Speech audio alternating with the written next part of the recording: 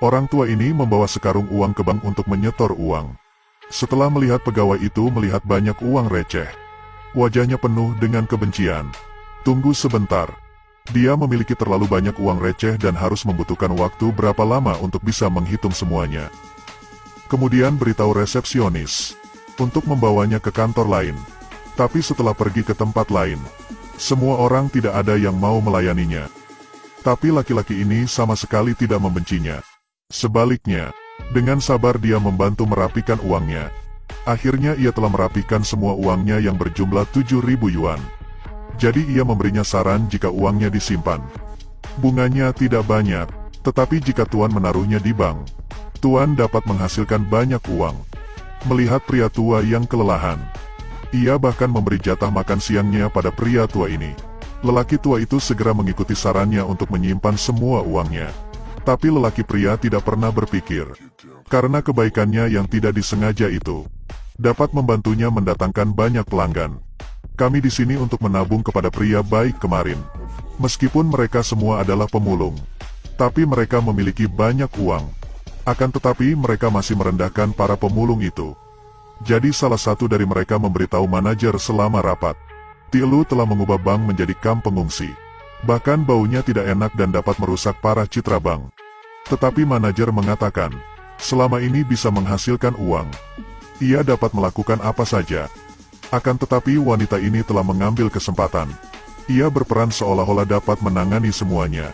Malam itu, ia bahkan mengambil hati manajer untuk mendapatkan posisi terbaik. Keesokan paginya, manajer datang menemui pria baik itu.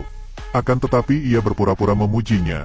Untuk menurunkan posisinya, ia memberinya posisi kepala lapangan. Sebenarnya dia mengirimnya untuk menjadi penagih hutang. Tielu mengira dia telah dipromosikan, dan terus berterima kasih kepada manajer. Jangan khawatir tentang semuanya. Saya yakin saya tidak akan mengecewakan harapan Anda. Tetapi seperti yang diketahui semua orang, ia baru saja masuk ke dalam jebakannya. Sekarang wanita ini yang menagani orang-orang pemulung. Meskipun bau, ia tetap berusaha melakukan yang terbaik agar mendapatkan posisi terbaik. Tak lama kemudian, Tielu pergi menagih hutang.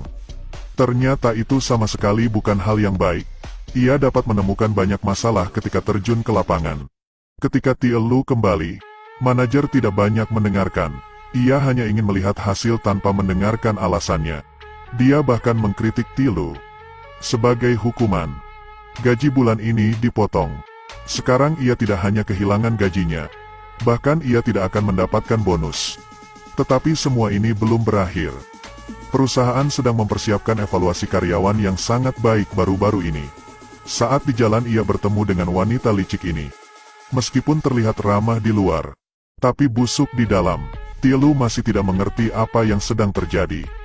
Ketika makan siang, rekan-rekannya menasihatinya untuk tetap bertahan. Mereka akan terus mendukungnya. Tak lama rapat pun akhirnya dimulai. Ketika manajer Chow mengumumkan hasil pemungutan suara, wanita itu dinilai sebagai karyawan yang sangat baik. Melihat itu ia tidak bisa mengerti lagi. Manajer mengatakan sebenarnya pekerjaan Tuan Titu sangat bagus. Tetapi kemampuan menulisnya di bawah rata-rata. Jadi saya meminta dia untuk menggantikannya. Ternyata kinerja lebih baik darinya. Sekarang tidak hanya tidak diakui. Sebaliknya, semua rekan kerja memihak padanya. Dia memberitahu istrinya tentang masalahnya. Istrinya mengatakan kalau itu tidak mudah. Sang istri memberinya saran untuk memberikan hadiah untuk manajer. Jadi mereka membeli barang kelas atas dan membujuk suaminya untuk datang ke rumah manajer. Tetapi tepat di depan rumah manajer, ia melihat wajah rekan wanitanya berjalan keluar dari rumah manajer. Sebelum pergi, manajer memberinya banyak hadiah.